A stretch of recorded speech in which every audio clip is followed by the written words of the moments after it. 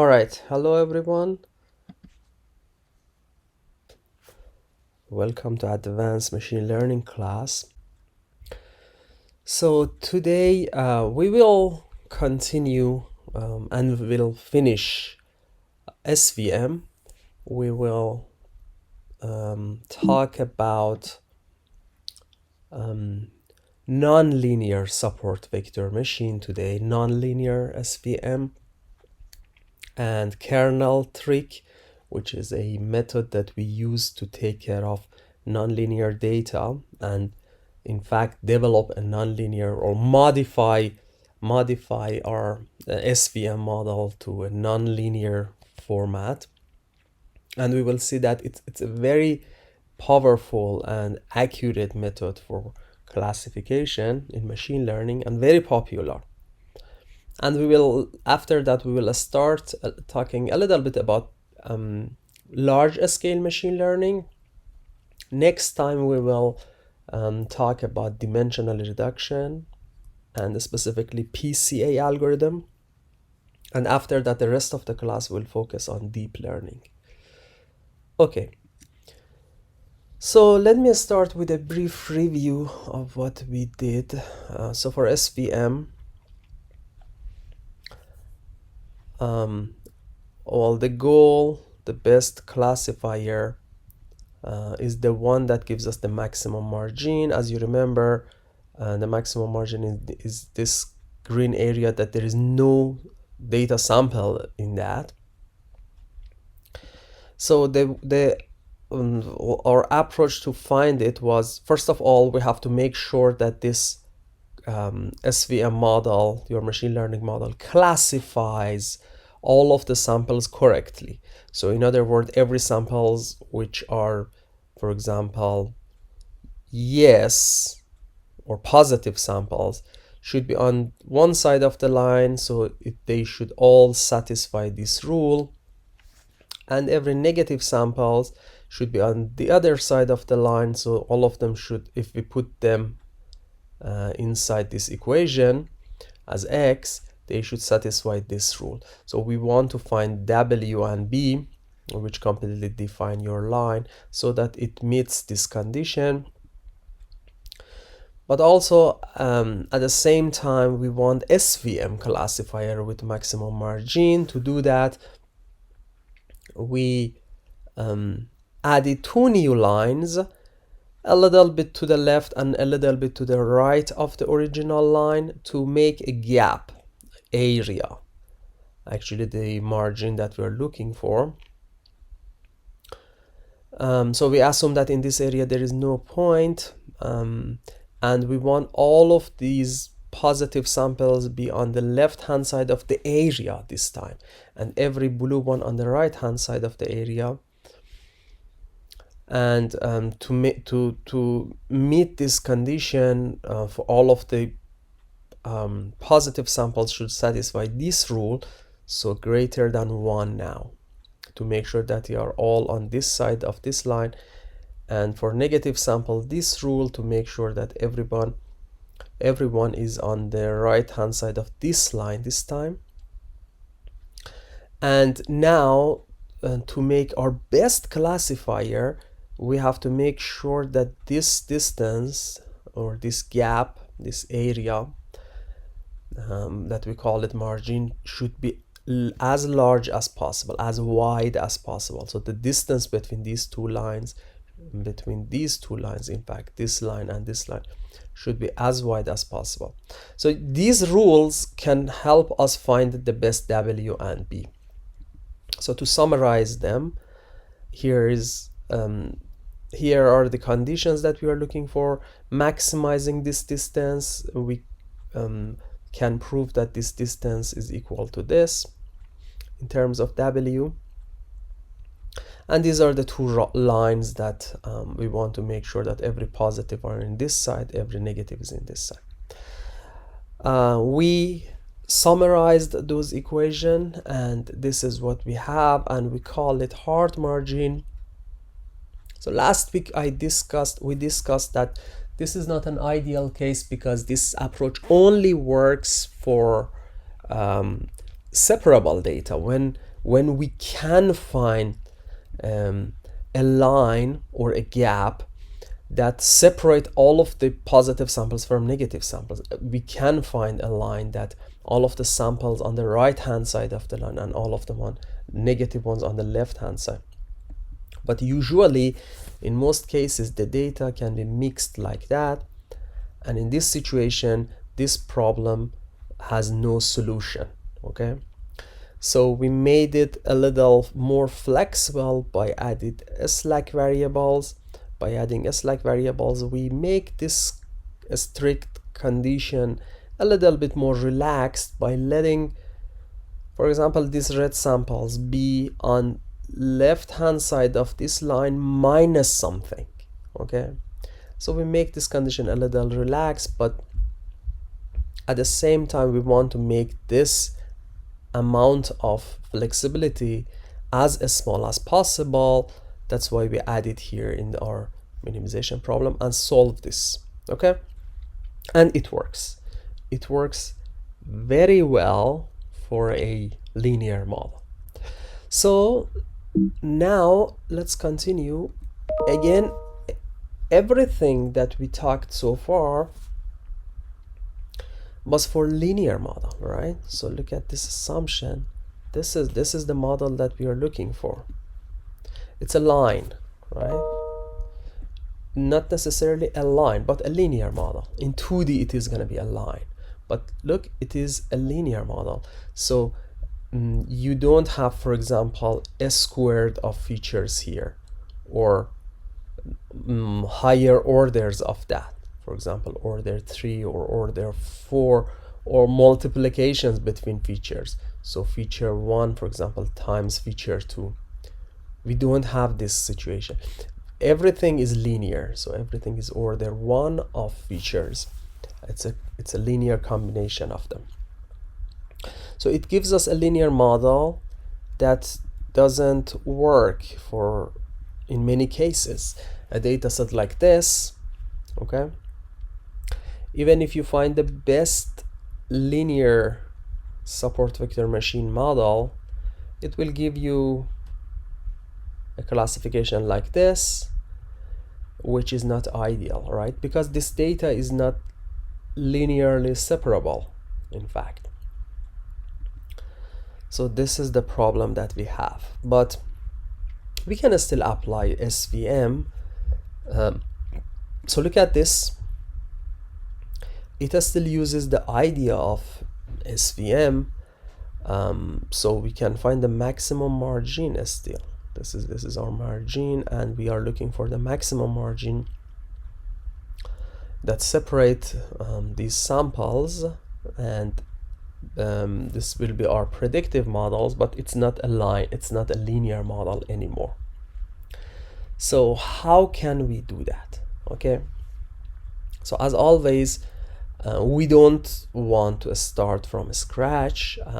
We always start with a very simple model and try to modify it and change some things or add some features to that, so that it can take care of more general data sets. Okay, so now let me start, as always, with a very simple situation, so that you understand the idea, and then we will expand it. Suppose that we have only one feature X, that's it. Okay, so your space will be 1D. You have only one feature, and these are my data samples. So in this example, the data points are linearly separable, right?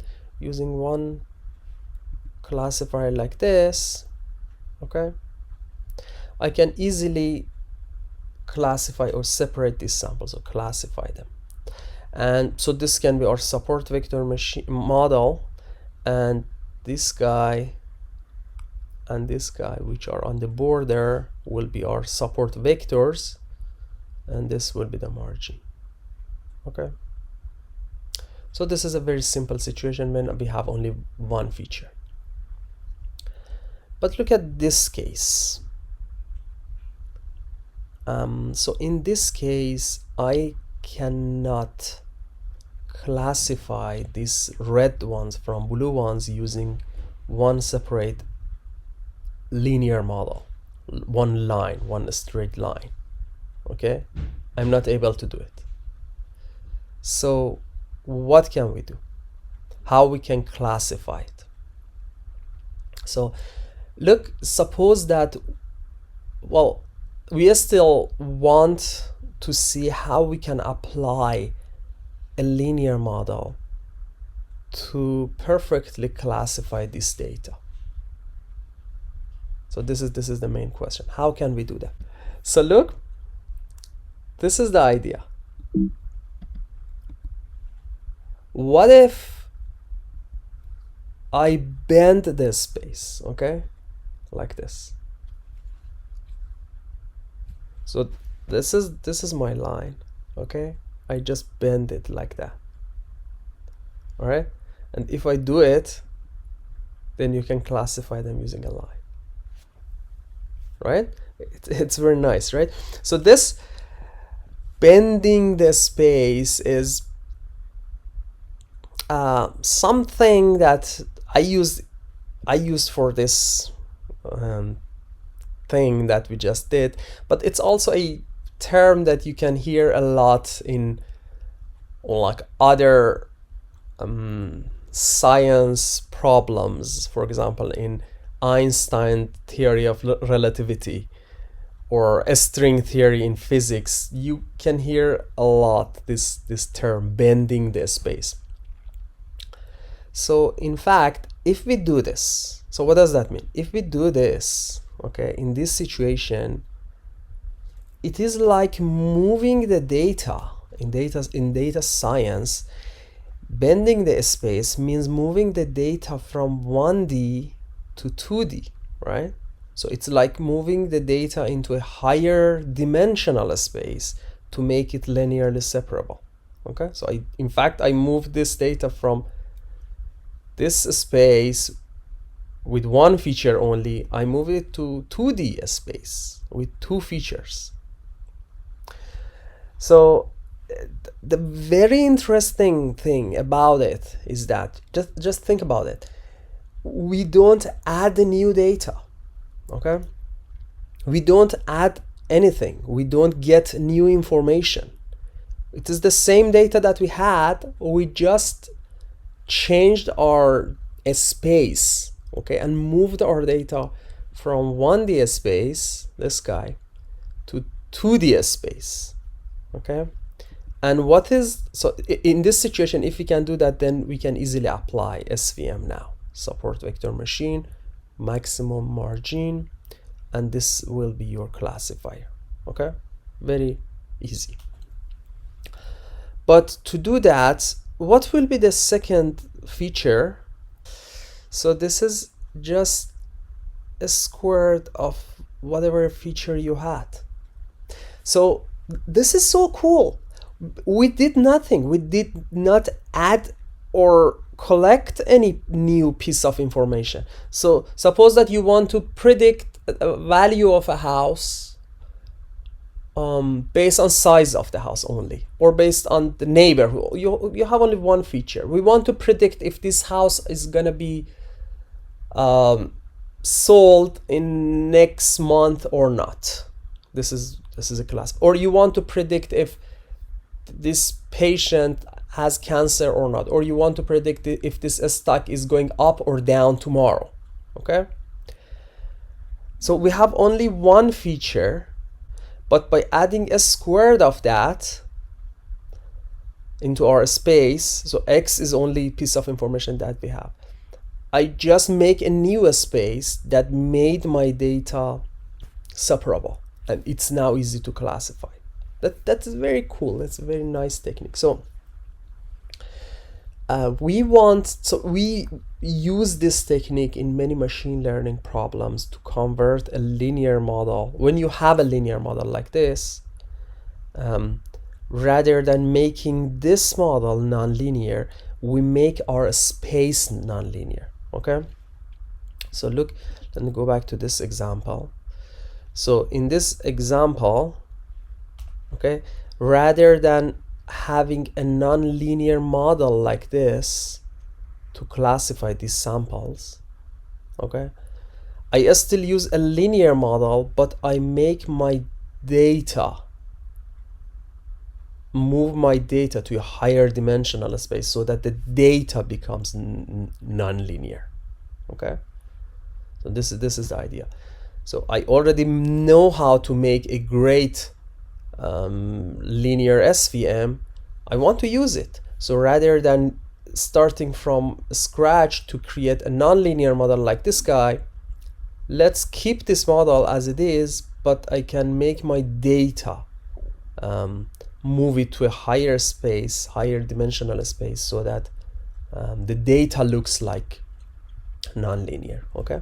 So this is the idea. Okay, so let me show you this another example. I have a data set like this, okay? Two features this time, feature 1 and feature 2, x1 and x2, and of course it is not linearly separable. I cannot draw a line that perfectly separates blue from red, okay? So it's not linearly separate. You cannot find a line or hyperplane to separate them. Can we move the data into a higher dimensional space to make it linearly separable? So suppose that, so this is a general approach. We define a function, and this is the Greek letter that is a standard notation for this function. It's called phi. So we use phi function that moves the data from low dimensional space to higher dimensional space, something like that. Okay, moves the data from low dimensional, so it's a function that does that for us. Move it from 1D to 2D. So in this example, okay, our phi function, okay, moved x into x and x squared. Okay, this was our phi function. So how about this? Can we move this data into 3D so that they are linearly separable? Okay, look at this. x3 like that. Okay, it moves the data from 2D to 3D. So let me show you this animation again with audio effect. Okay, so if I add a x3 like that, which will be in fact the radius of this circle, okay, so this is x1 x2, so the radius of this circle will be x1 squared plus x2 squared. So when the radius is higher, the samples should go up more, okay? So in other words, this radius can be the height of the samples. If I do that, then the red samples will come upper than blue ones, and then there will be linearly separable like that. Okay, and now it's very easy using this hyperplane, which is linear. Now it's 2D, but it's linear. Okay, you can completely separate these red samples from blue samples. Okay, so this is the idea. Again, I didn't add any information or data to my data set. I had the same, only two features. I made a third feature which was based on the combination of the two, and it just lets me classify the data using a linear model. Okay, So this was the idea of nonlinear SVM. Okay, so we can move the data to a higher dimensional space so that it's linearly separable. But there is a problem here. The examples that I just showed you were two very ideal examples. Okay, well, in general, what is the best new space? We don't know that. Okay, how many new dimensions axes do we have to add?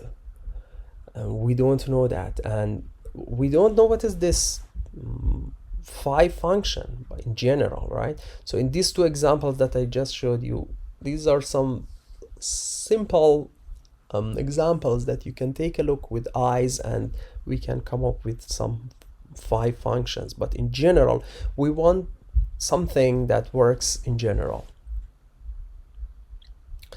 And even if we know it, okay, moving your data set to a higher dimensional space will be costly because the computational complexity will be higher. We don't like it. So next week I'm gonna talk about dimensional reduction, or principal component analysis is an algorithm that reduces the dimensionality of the data.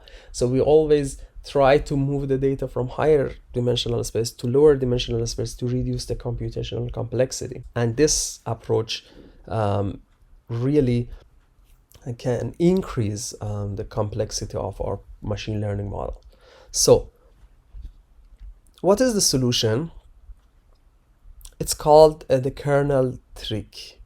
It comes to help. So there is one important feature about support vector machine algorithm that we mentioned briefly last week. The fact is that in all of those equations that we work with in support vector machine that I mentioned, you don't need to remember this equation. But if you notice, everything appears in the form of inner products. Okay, this is the definition of inner product that we talked about when we reviewed algebra quickly. So look, this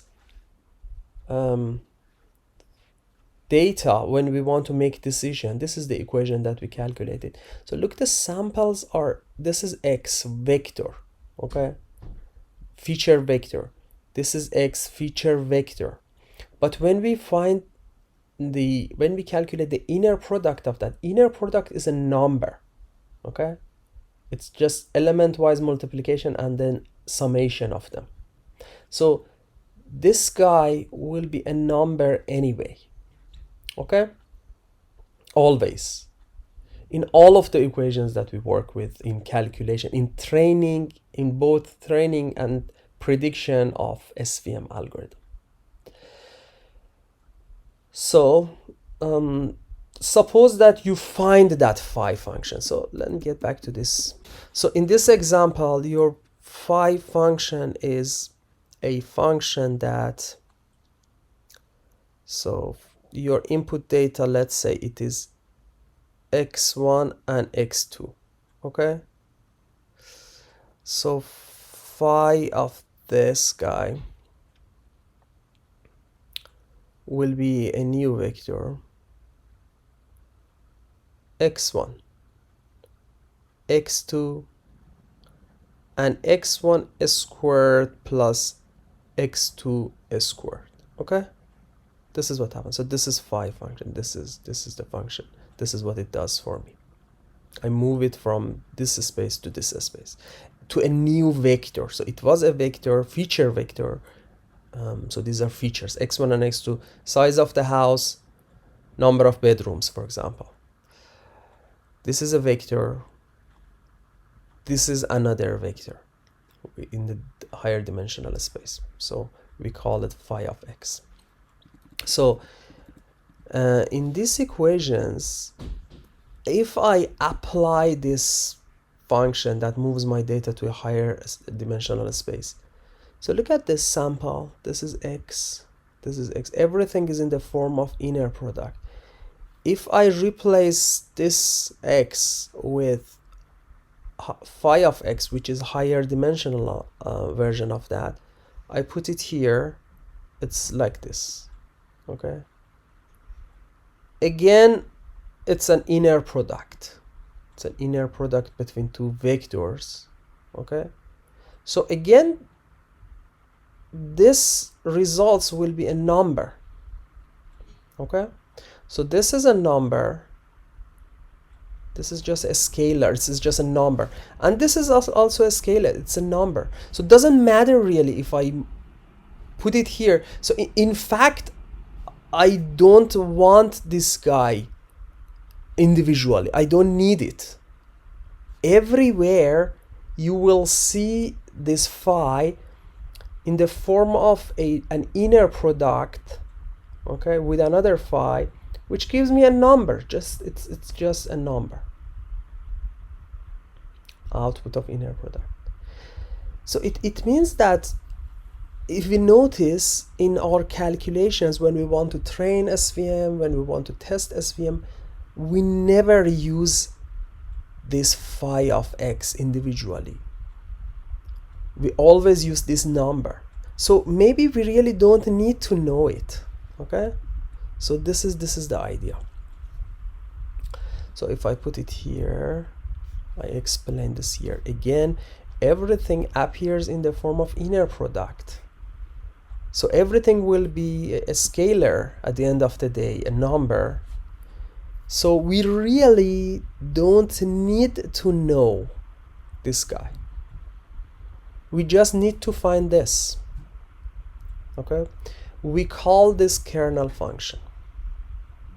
Okay, so again, it means that this is your 2D data. Okay, you can move it to 3D. Okay, and classify that and gives me the results. Okay, this equation tells me that this function that moves the data from 2D to 3D, I don't need it, because every time in all of my equations it appears in the form of inner product with itself, which gives me a number. So I just need that number. I call this kernel function. Okay, so a kernel function in SVM is a function that corresponds to an inner product in some high dimensional expanded feature space. So this guy, when I put it here, it looks like I move x to a higher dimensional space, I move xi to a higher dimensional space, calculate the inner product of them in the higher dimensional space, which is a number, and return it back. Okay, so it's like a trick. That's why we call them kernel trick. It is a keyword to remember, okay, in job interviews. So a kernel function is a function that corresponds to an inner product in some higher dimensional expanded feature space. In other words, the kernel function plays the role of inner product in high dimensional space for us. So here is the summary of nonlinear SVM. The main idea is that the original data can be mapped to some high dimensional feature space where the data is linearly separable in that new space. Assume that phi is the function that can map the data to some higher dimensional space for us. Okay, so it looks like we need to know phi so that we move all of our 2D data to 3D and then perform inner product in 3D space, okay, or calculations or training in 3D space. But the fact is that it turns out that in every calculation in both testing and training stages, every time phi only appears in the form of inner product, okay, like that, which is a number in fact. So we really don't need to know the mapping function phi explicitly. Instead, we define and use a kernel function as this function. We call this kernel as a function that corresponds to the inner product of two feature vectors xi and xj in some expanded high dimensional feature space. So this is the idea. It makes our work very easy. So it means that you really don't need to know what does this data look like in higher dimensional space. We define a magic function k that in fact moves our data into higher dimensional space, performs the inner product in that space, and returns the data back to us. So this is the idea. So now let me show you some of the kernel functions, some of the most commonly used kernel functions that have suggested over time in the past years in different articles, and the experimental results on many different data sets have shown that these kernel functions work really good, okay, in classification. Polynomial kernel that looks like this, and these are parameters that you can adjust, r, gamma, and d. So the RBF, as you remember last week I told you, if you want to use a nonlinear SVM in Python, use the RBF kernel. So RBF, this is my favorite. It has shown that it provides very accurate result, the best, okay, and this is what it looks like. And hyperbolic tangent also, tan h is another format. So these are the three most commonly used. I recommend you to use this, okay. So in your next homework you will use SVM with this kernel to work with images. Specifically, you're working with face recognition problem, and we will combine PCA, principal component analysis, with SVM, nonlinear SVM, to classify people's face pictures. So these are the three kernels that are commonly used, but this one provides RBF, remember that. So now in Python, when you want to define your SVM function, well, you can define kernel function as RBF. Okay, it gives you several options for you. You can check in scikit-learn documentation, but RBF usually provides very accurate results. There is another interpretation for kernel trick or kernel function. If you notice here, kernel function show us some kind of similarity between these two functions, okay, between these two vectors. So if they are similar, this value, if they are the same or very close to each other, so these are vectors, okay, this value will be very close to 0, okay. So because of this difference, kernel functions represent some kind of similarity or difference or closeness between two vectors in the space. Well, that's why sometimes even we call them similarity functions. So the kernel between two vectors in training and testing stage can measure the closeness of testing vectors to the training vectors, to our previous samples. So this is the idea that, if you remember, this is the idea that we used in some other algorithms, for example, KNN, K nearest neighbor. We find the distance between a training sample, between a new testing samples and previous samples to see it looks like which one of them more, okay, and make decision based on that.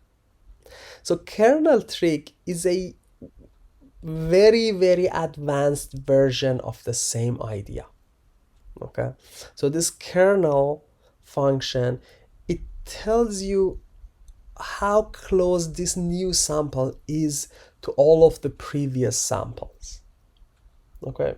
And based on this idea, this model, this approach can find out a nonlinear border or a classifier, a nonlinear classifier that can classify samples for us. But this is the main idea behind that. So this is optional. We prove that using like math, but this is intuitively, it also makes a lot of sense. I just put it here for you to be aware of. There is another interpretation for kernel trick and why it works. So now, well, we finished SVM, okay? And I think after 4661, 4662, you know how the most popular and commonly used data analytics and machine learning algorithm work, and you are able to work with them. So after this, you know many different machine learning algorithms, okay? Linear logistic regression, decision tree, random forest, boosting like AdaBoost techniques, artificial neural network, SVM, and other algorithms, and you can really claim that you know machine learning well. So in the rest of the class, I will again focus on, well, one session of class will be on dimensional reduction, and the rest of the class you will learn some more on artificial neural networks and deep learning. But to be honest, you can really claim that you know machine learning, okay? Let me compare some of the machine learning algorithms that you have learned so far, okay, and see how they work on different data sets. So this is from sklearn documentation. So I'll show you 3 different cases. This is the first case. This is on our input data. Okay, so the red one on sample one, you see what it looks like. Of course, this is not linear. This is how KNN works. Okay, look at this KNN. Although KNN is a very simple algorithm, sometimes it provides great results. So this is how it classifies red one from blue ones. As you see, the accuracy was very nice, like 97%. Linear SVM, of course the model is not linear, so linear model is not perfect for this approach. But look at RBF SVM. Okay, again, very accurate results, as you see here. Well, almost these two algorithms, especially this guy, look at that. It perfectly classified, not perfectly, still there are some bad data samples here. But it really did very well, okay, in classifying blue samples from red ones. This is just decision tree, simple decision tree. Random forest, okay. And neural networks, so it's just a simple neural networks, it is not probably deep neural networks, and AdaBoost boosting algorithm. So you can see the classification results of all of those different algorithms on this data set. Okay, let's look at another data set, this one. So in this example,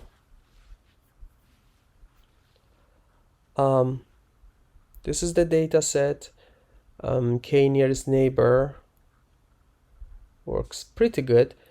Linear SVM is very bad, for example, like that. So when the data is not linear, in most of the cases, it's the case. Don't apply a linear model. RBF provides pretty good results. Decision tree, random forest. So as you see, of course, a random forest and AdaBoost, these two provides better results than decision tree classifier. So as you see, it should be better because we combine a lot of trees to create this guy. And neural networks, not too bad. And this is the third example. Okay, in this example,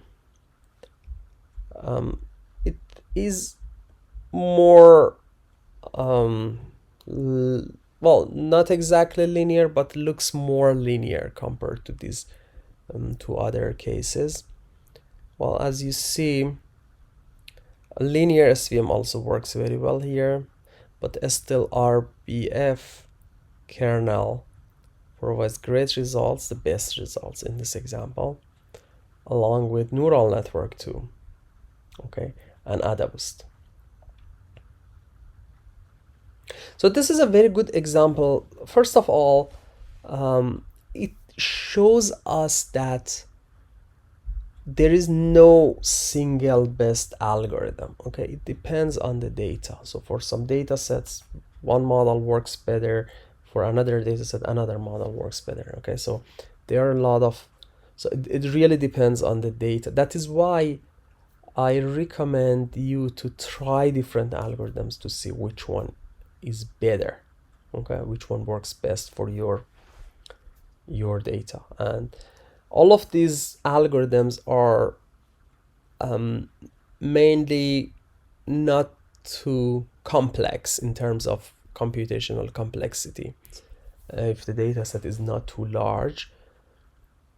So for example, for your project, you can try, you have to try different algorithms and plot ROC curve for each one of them and calculate area on their curve to see what algorithm works better.